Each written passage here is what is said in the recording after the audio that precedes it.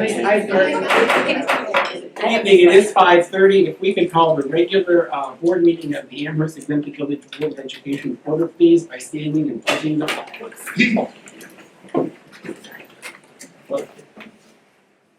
I pledge allegiance to the flag of the United States of America and to the republic for which it stands, one nation, under God, indivisible, with liberty and justice for all. Please call the roll. Mr. Engel? Present. Mr. Zappa? Here. Mrs. Gillis is not present. Dr. Messer? Present. Mrs. Buckholz? Entertain a motion to adopt the agenda as is presented, including any addendums that you may have received. Second. We have a motion and a second. Is there discussion, comments? Hearing or seeing none, please call the roll. Mrs. Buckholz? Dr. Messer? Aye. Mr. Zappa? Aye. Mr. Engel? Item 5 on the agenda this evening is public input. Here. Here we go. Public? And there's no one signed up.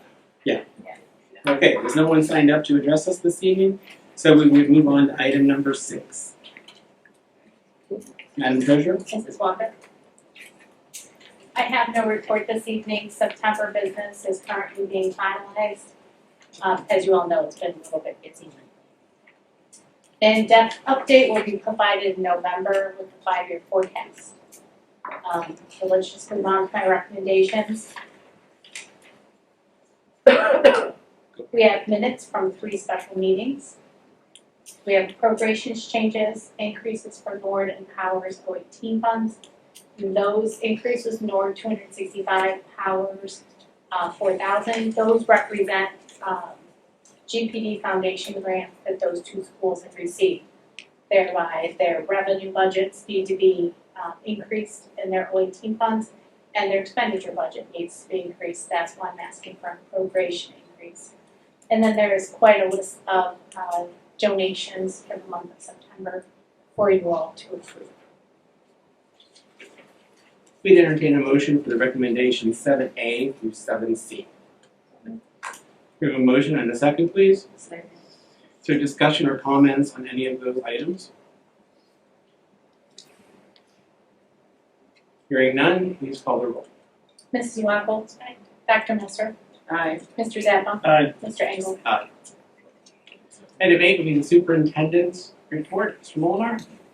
Yeah, so last month, the board requested to have their kind of update for the report card. So Mackenzie Hall Curriculum Director is going to give that this evening during my report. But before she does, I just want to highlight there's a few things going on this week. I want to make sure the board's aware of that. So after the board meeting tonight at 7:30, there's a choir concert here at Steele. Tomorrow there's 2 playoff games going on. The boys soccer is home, and then the girls volleyball is away at Strongsville. Wednesday, strategic planning meeting right here in this room. And then Thursday, we have an orchestra concert at 7 o'clock, and then also the girls' home soccer game as well. So, and then Friday is our last football game for the year at North Ridgeville. So, let's see if we get a huge crowd there. I think if the team can win, it's not a guarantee, but it's pretty close to a guarantee they'll be in the playoffs if they can get a win. So let's get everyone out there if we can and support the team and see what we can make happen. So it'll be really exciting if that happens. So that's just some events going on to mark your calendars, and if you need any other information, please reach out to me. But let's turn it over to Mackenzie Hall to go over the report card for this school year, and turn it over to Mackenzie. Okay. I don't know if I'm supposed to stand. I'm going to stand because I've been sitting a lot today, so I'll stand. In front of you, there's a handout that follows right along with the presentation. Just to take hold if you have any questions, just a little takeaway. So our high school report card data for Amherst was released in mid-September, and so I'm going to briefly go through some highlights, some areas where we grew, some areas where we would like to kind of focus our attention and improve moving forward. So just a brief overview. The Ohio School Report Card are intended to give our entire school community just kind of a snapshot of where we're at as a district. It gives us areas where we can celebrate. It shows us some areas where we can grow, And there are 5, so each school is rated individually, so the school ratings are up there as well. But we're rated on a 5-star rating scale, with 5 being the highest, significantly exceeding the state standards, and 1 where we would need significant support to meet those standards. So Amherst overall as a district, we're at 4.5. So just that star rating alone, I think, is an amazing representation of the quality of education that we're providing for the kiddos in our community. So there are 6 components of the report card that are measured. There are 6 components. 5 contribute to the star rating. So here are the 5 components that contribute to the star rating. The one that doesn't, it's report only right now. I think in the future it may be a component that contributes to the rating. It's called college, career, workforce, and military readiness. They, I think, are working on ways to improve data collection for that component of the report card, which is why it's not incorporated into that 5-star rating system yet. So this is a quick overview of those categories, and I'm going to talk a little bit as we go through about each one of them so you know what it's actually measuring and looking at. So achievement, exactly what it sounds like. It's how our students are scoring on the state assessment. But it's not just looking at students who scored proficient, it's considering all of our students and attributing points for their levels of performance. So if you look at the graphic up here, it's showing you all of the different levels of performance on our Ohio State assessments. This is across the districts from grade K to 12 and all of our tested subject areas. And you'll see that the points that we receive for students who scored a particular category are greater the higher their level of achievement. And overall, they have this math formula here for calculating an overall sort of point value for the district. And so this is actually going to be one of our areas for celebration, which we'll get to in a second, but we achieved a performance index of 85.3%. There's a change to the way that this was calculated for this school year. So instead of having, there's a flexible denominator from year to year for your math people out there. The denominator changes year to year based on Ohio's performance as a whole. So that 108.8 number that you see up here can change year to year because it's determined by the highest 2% performance index scores across the state of Ohio. So as a district, our performance index was 85.3%. If you take a look at this graphic, it's showing us over time, the trend in our achievement data over time. We're not supposed to look at 2020 because that was COVID year. It's not considered reliable. So don't look at 2020, but the rest of this, you can see that from 2019, we're continuing to see an upward trajectory in our level of performance and the higher levels of achievement. So this is report only, but what this is showing us is the percentage of students who scored proficiently at the proficient or higher level on all of these different state assessments. So we're going to dig into this in a little bit. So this is just a snapshot of this data, but this has some implications for our instruction. It's going to be one of our areas for growth that we'll talk about in just a second. So this is the progress component. So the progress component is our growth component. Terms that you may have heard are value added, but it's essentially looking at how much growth our students are experiencing over the course of the year, and that's attributable to our instruction here in the district. So green is good, green is great, and then green means evidence that the district met the growth expectations. And then there are its color-coded system, the numerical representation of this is not released yet. So it actually comes out Wednesday. So if you're going to be joining us for our strategic planning meeting on Wednesday, and I think a lot of you, I think a few of you out there are joining us as well, we will have the numerical breakdown of that data as well, instead of just the pretty colors to look at. So what this is showing that you're seeing the bulk of this is green and then that dark blue color. We are, in almost every subject area, we are meeting or exceeding the growth expectations in those subject areas based on that Ohio State test data. You do a great job with the pauses, so I know when to switch the slide. It's very nice. So the gap closing component, and this is, we've got a 5-star rating of the gap closing component. I think this is something we should all be really, really proud of. So the gap closing component is looking at six different goal areas. It's looking at subgroups of students within our district. And those subgroups include English learners, students with disabilities, students who are considered socioeconomically disadvantaged, and then different races as well. So when we look at this data, the things that it's measuring are ELA and math achievement and growth, gifted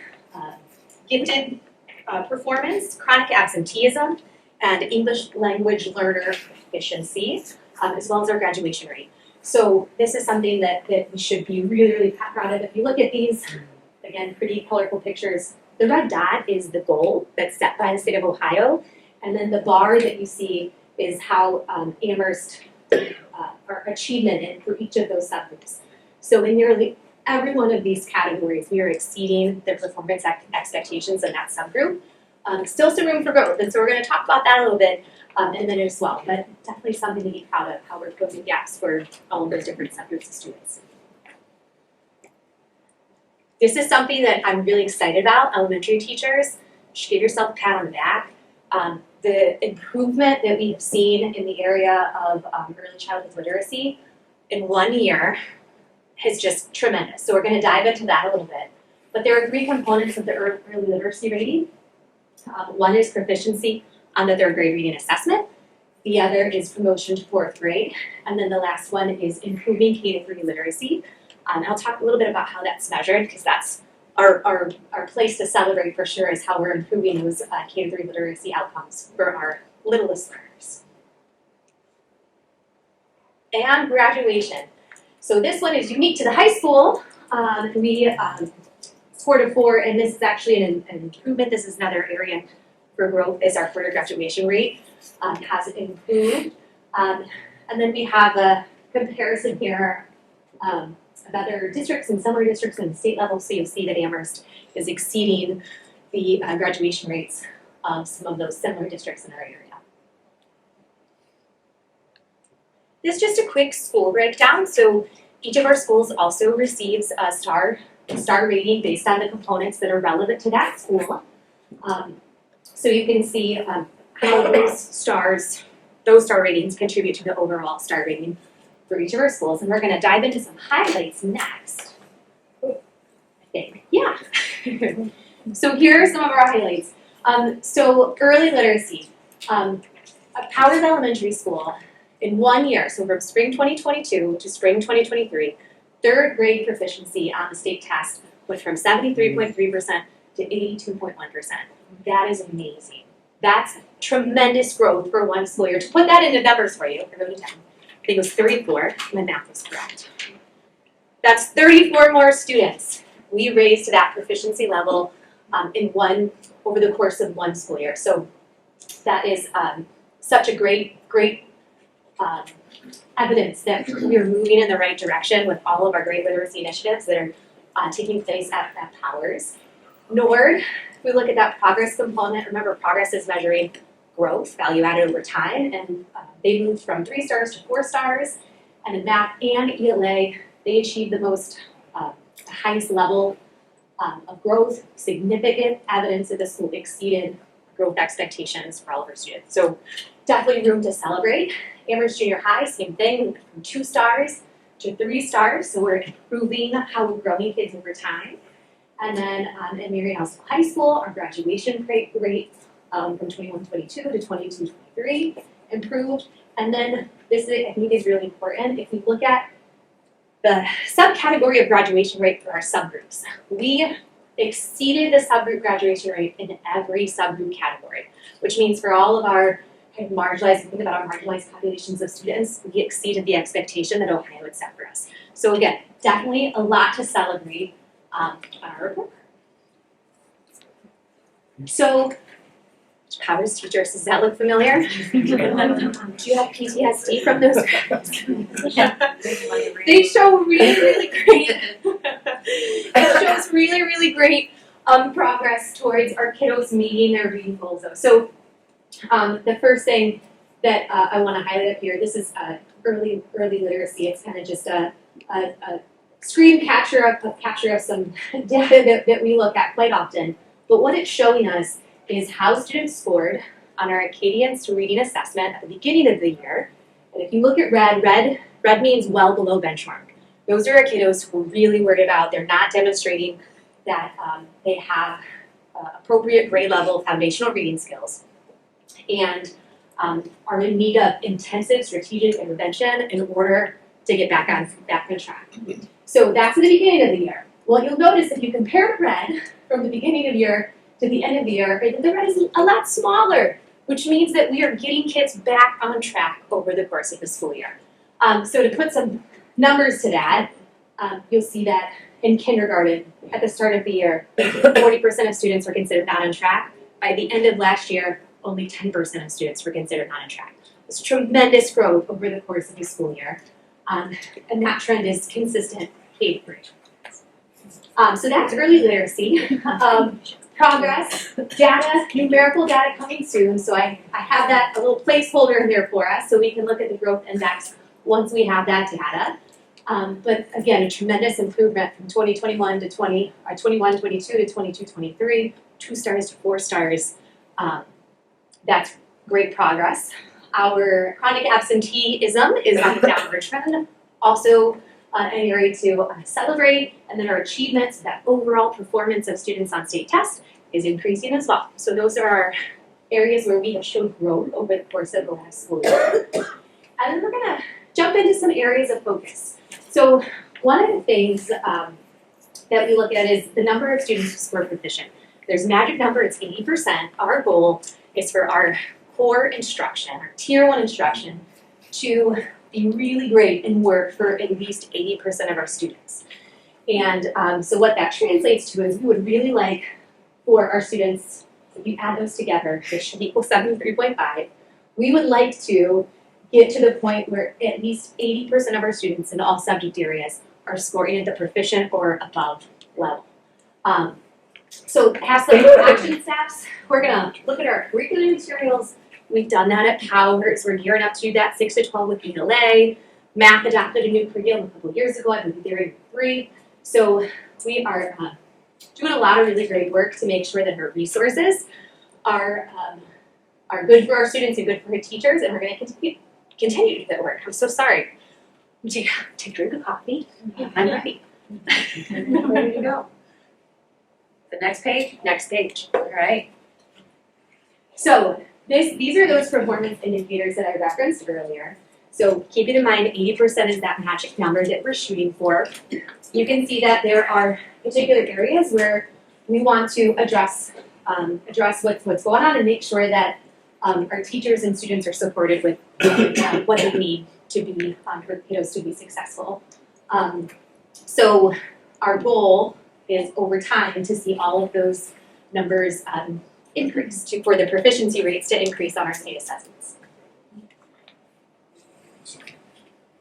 So I mentioned that this was a strength of ours, an area where we saw a lot of growth.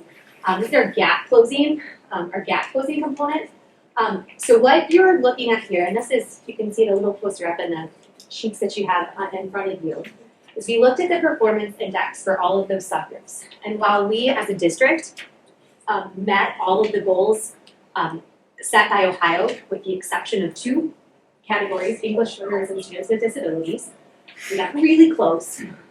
We would like to improve that for all students. We would like to continue to closing those gaps and seeing those students achieve at higher levels over time. And so some of the things that we're doing to move in that direction are we hired an EL, we have an EL teacher, an English learner teacher who works with our students 3 days per week. We also were awarded a Comprehensive Literacy State Development Grant. And through that grant, we were able to hire an instructional coach who is focused on our adolescent literacy initiatives. And we were also able to purchase an adolescent reading intervention toolkit that we are going to train teachers on here at the beginning of November, I think November 1st. So board meeting adoption, and then we have, we're in the process of developing a strategic plan. So through that plan, we will also try to address the need to continue to improve outcomes for all of our learners. And then, I almost hated to put this up here because we're 0.2% away from the target, which is like 2 students when you look at the map. But we would like to, in the area of our gifted services, meet that gifted performance index. This measure is looking only at students who are identified as gifted, and it's looking at their level of achievement on the state test. And so one of the things that we're going to do this year, we have actually a PP Day coming up on Friday, is continue to provide that professional development time for teachers to, in the area of gifted enrichment and services, and we're going to try to do that over the course of this school year, and hopefully next year, at 0.2%, we're gonna get there. Is that it? Is that the end? That's Should I it. get to the end? Does anybody have any questions? Not a question, this is beautiful, and I totally appreciate all the time you put into this stuff. I'm loving Canva. It's so good. I love Makes it much clearer than my scribble scratch notes I took last year. So thank you, Mackenzie, for presenting that. And also, just real quick, this entire report card is due to the teachers and the staff and how they work with kids every single day and all the effort that they put into. We've done a lot of things over the last couple of years, especially with some of the grants and a lot of the professional development and literacy, especially again the young grades. So it is clearly paying off. All the work and efforts are clearly paying off. And when it comes down to it, I mean, over the last couple of years, like I mentioned, we've received a couple of grants, and some of the grants that we've applied for and received, we really shouldn't have been in the queue to receive them. But there are so many other districts that don't put in the effort and the work to apply for the grants, and it doesn't just go to Mackenzie and Sarah and the literacy coaches, and it goes down to the teachers who, a lot of the data that they have to do every day, every year, is what helps us get the grants. So really, it's kind of amazing. I mean, in some of the grants that we've received, only 6 or 11 school districts in the state have received them, and we're like the only one who've received a couple of those. And so again, just the efforts of how much all of our staff and everyone cares to do that. I mean, really, it's kudos to everyone. In addition, this year, recently, I know the governor and the ODs put money toward tutoring, which, again, I can't tell you how many districts have decided not to go for the free money for tutoring because there's so much involved in trying to set it up and make it happen. So, Mackenzie, would you just share just a little bit about what we're doing with that tutoring? Because we're one of the few districts that are taking advantage of that and trying to get, again, these more support for our kids as much as possible. So if you share a little bit with the board about what's happening with the tutoring from the state. So over the summer, there were some changes with third grade reading guarantee, and one of those was that districts, or that students who have a RIM are required to offer them high dosage tutoring opportunities.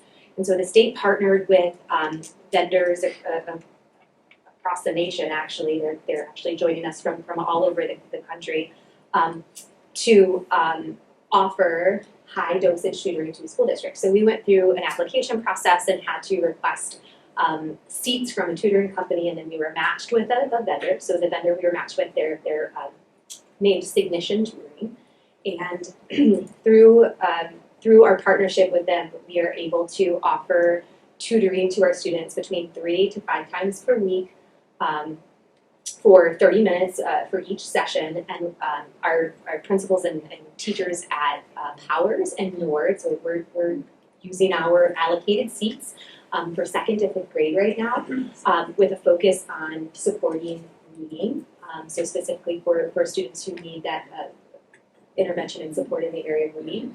And so our principals and teachers moved mountains to make sure that we had the staff available to support those programs, an area for kiddos to meet, technology so that they could access these programs, access their tutors virtually. Tech department has been instrumental in making sure that the app is showing up for our littlest learners when they go to join their tutors.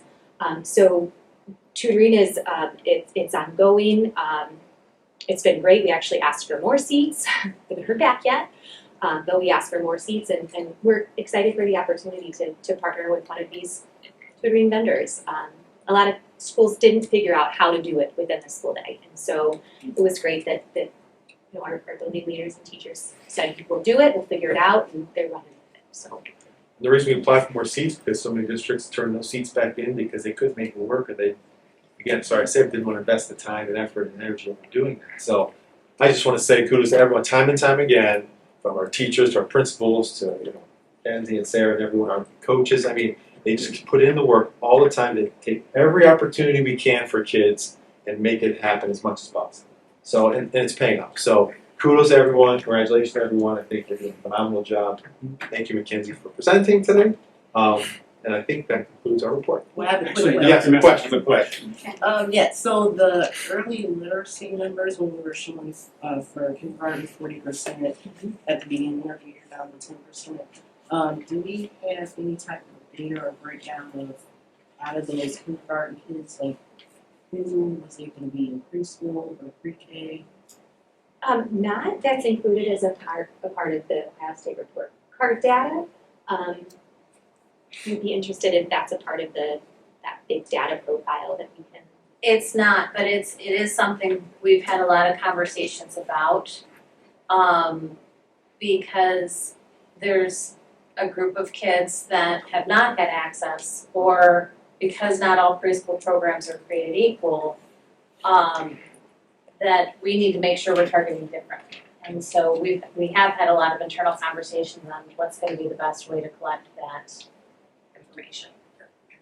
But I'll say real quick for our online student registration, what we do here, when someone is enrolling in kindergarten, we do ask questions about did they attend preschool, where did they attend preschool, how many years of preschool. So that's something I think we could probably dive into and take a look and see what information we're collecting already in the last like 3 years or so. We haven't been collecting it long, but we can check to see, maybe start creating comparisons and setting up to see where some of the students are coming from and who's coming in maybe the best prepared. Right? We also adopted a new assessment through the Each Job Read grants, the Peli assessment for preschool this year. So it's the first time we're administering the Peli Early Literacy Assessment to our 25 preschoolers. It's the Acadian platform as well. So we're going to have 4-hour preschoolers who stay with us. We should have some good longitudinal data over time to see how their preschool experience impacts future reading outcomes. Thank you. Any other questions? Mackenzie, thank you for all of your hard work in getting this data. Thank you, teachers, for all of your hard work to create this data that is so impressive for the Amherst School District. It is phenomenal how the numbers have jumped from year to year, and I think that we're on that track that we were on, before we had all of the commotion in the country, COVID-wise. So we thank everyone who are making our report card look spectacular. With that, we would move on to Assistant Superintendent.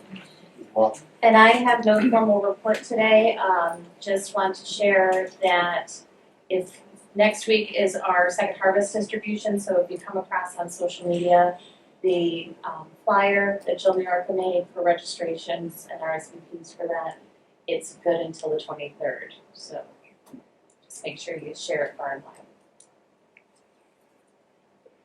JBS report. For those of you who didn't know, JBS was on TV today at 10 o'clock on Good Day Cleveland with the culinary program. So all of you were at work, so I'm sure that you didn't see that, but if you have time, you should take a look at it. It was quite impressive from that perspective. Also, on September the 29th, there were 99 students that was recognized for their summer internship program. Those 99 students worked at 83 different companies throughout the summer. Okay, and they were paid for those internships, earning $380,000. So it's a great program, the summer internship program. is a great program from that perspective. So it was very impressive for those 99 students, and Amherst, of course, had students in that program, in those programs.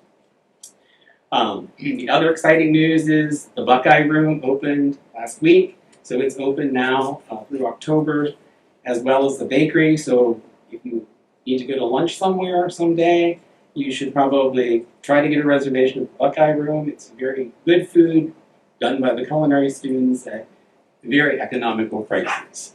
The bakery you can order and pick up, so those are in full swing for the season right now. Coming up this Saturday is from 11 o'clock to 2 o'clock. On the 21st is homecoming.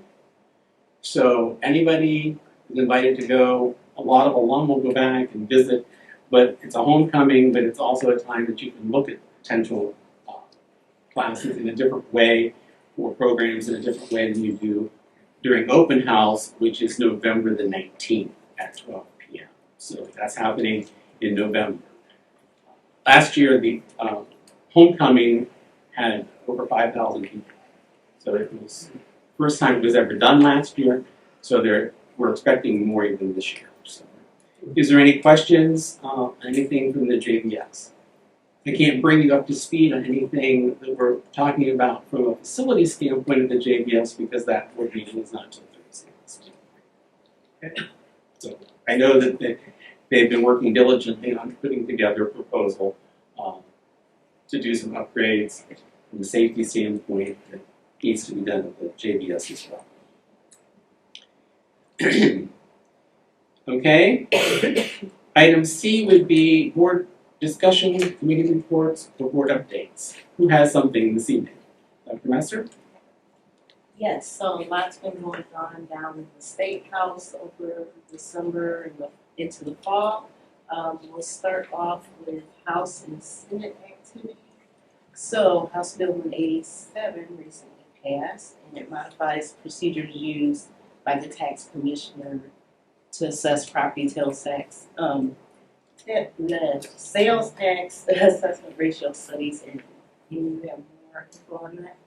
Yes, I apologize. I did go into detail with you all last week about House Bill 187 and the ramifications for public school districts in the state. Dr. Messer is correct. It did pass the House on Wednesday, 10/11. And this is the good news. It passed without an amendment to modify the 20 mil floor, and it did not have an emergency clause. So that's good. What the 20 mil floor is far too much to explain this evening, but there was a clause in the proposed House Bill 187 that the 20 mil floor could be adjusted arbitrarily. And there's 600 and some public school districts that are taxing authorities, and they were proposing this legislation without any understanding of the tax implications of it. And truly what it is the ability for a local school district to raise local revenue. What is still problematic in the bill is that it requires the use of a 3-year averaging for reevaluating property values. This results in real property valuations being based equally on the past 3 years rather than waiting for the most recent prior year. And then it also, this is very problematic, it gives the county auditor final authority regarding property tax equalization with the tax commissioner in Columbus able to appeal. Now what currently happens is the Department of Tax Equalization, the Ohio Department of Taxation, determines what the revaluation should be within the 88 counties in the state. Now, what's happening is that this could potentially lead to inconsistency and really a county auditor determine what the revenue needs are for a local school district. Very, very problematic. I encourage you to become involved in advocacy. Here's your Quickly on this slide, House Bill 74 was unanimously passed, so we'll go on to the Senate, but basically establishes a plan to migrate state's information tech systems onto the state's computer center and cloud environment. Senate Bill 49 was passed by the Senate and amended by the House, and it deals with chronic absenteeism. The amendments by the House introduces changes to the definition of chronic absenteeism, doesn't count excused absences towards habitual truancy or excessive absenteeism, provides a list of what must be considered legitimate excuse for absences, and updates the state's graduation rate formula. So schools and districts are not penalized. So it makes the part of the report cards we just discussed look a little better. But there's some concern of making sure students have time in school instead of just making a report card look better. Next slide, please. House Bill 250 was amended and passed, and it deals with military enlistment diploma seal. So it renames the military enlistment seal to the military seal, and we'll move on to House Bill 214. It was amended in her proponent testimony recently. It eliminates a proposed requirement that school districts' professional staff policy declare that the board expects all professional staff members to maintain high standards with respect to worker-to-worker relationships and their professional duties. House Bill 206 recently had its second hearing, permits the school district to establish a policy that authorizes the superintendent to expel the student for endangering the health and safety of other students and employees. And lastly, House Bill 183 went through its second hearing, and it regards single-sex bathroom access in primary and secondary schools and institutions of higher education. Next slide, please. Some activity in the Senate. Senate Bill 162 just had sponsored testimony. Requires public schools to provide certain academic intervention services to each student who demonstrates limited level of proficiency in math, English, language arts. And then I won't go through 168, but it deals with some changes with House Bill 33 that's in limbo right now. Next slide, please. So I like this one. This is a ray of sunshine and all of that. House Bill 164 just had its third hearing and establishes the Foster and College Scholarship Program. So it requires the Department of Education to hire full-time school foster care liaison and make appropriations for a scholarship fund. So I thought that was really nice. Coming out of the House Criminal Justice Committee, House 139, co-sponsored by Representative Miller, increases the penalties for assault if the victim is acting as a sports official or the assault is committed in retaliation for the victim's actions as a sports official. And next slide. So this is another financial review. So Senate Bill 153 underwent its fourth hearing, and it temporarily modifies the method for evaluating farmland and other real property for tax purposes. Any more details on that? Or? No, it refers to commercial agricultural use valuation. It has to do with usage of agricultural lands, properties, so we won't go into further detail. All right. House Bill 487 requires the placement of automated external defibrillators in each public and charter non-public school and each public recreational facility. And it also requires the Ohio Department of Health to develop a model emergency plan for those uses. So that's a big one too. Thank you.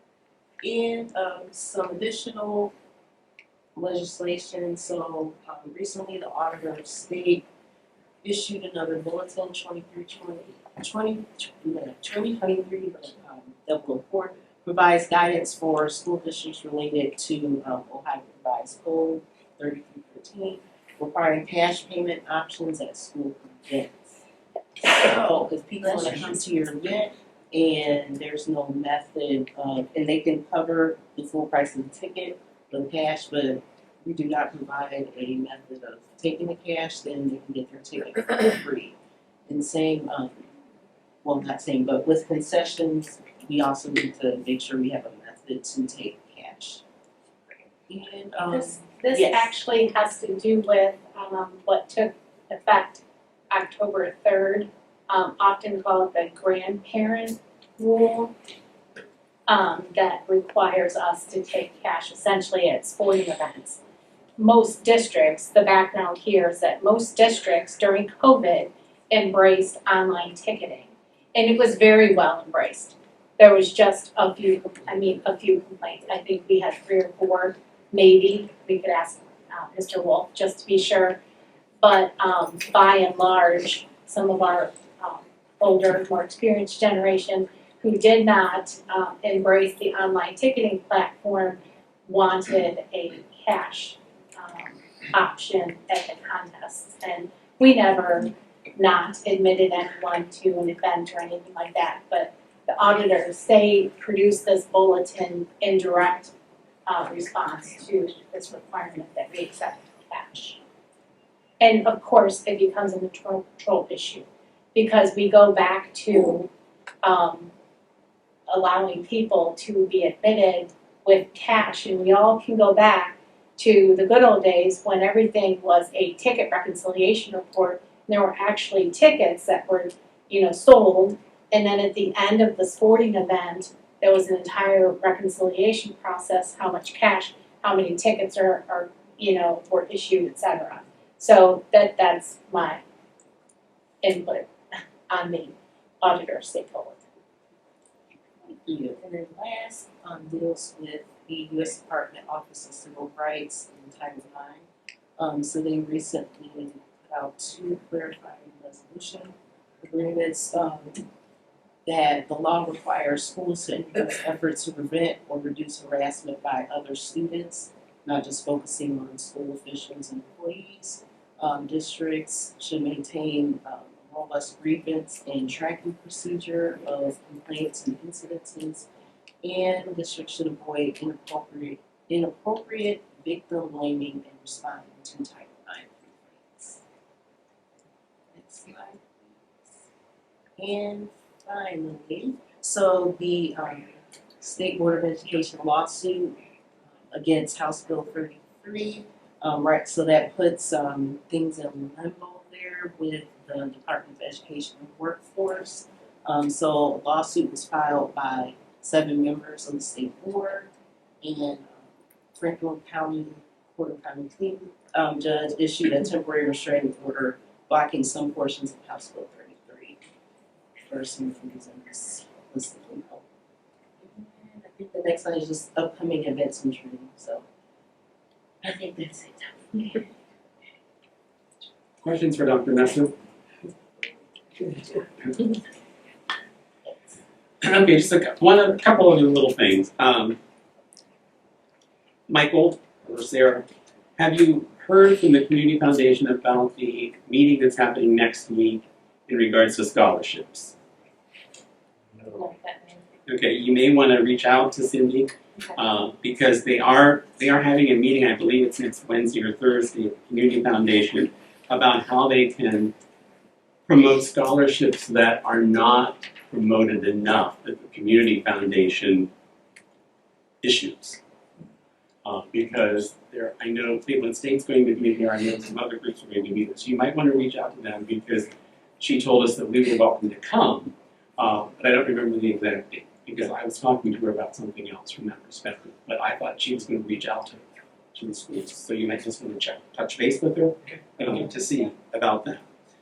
The other thing I would like to do is I'd like to thank the board's negotiating team and the teachers' negotiating team for all the effort that they have done over the last few months for a positive result, hopefully.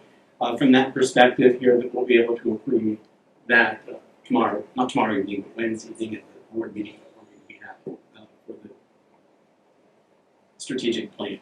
So I thank everyone for their time, their efforts, and I also thank the board members for all of the efforts that you put in and all of the discussions that had to happen to make it happen. So thank you all.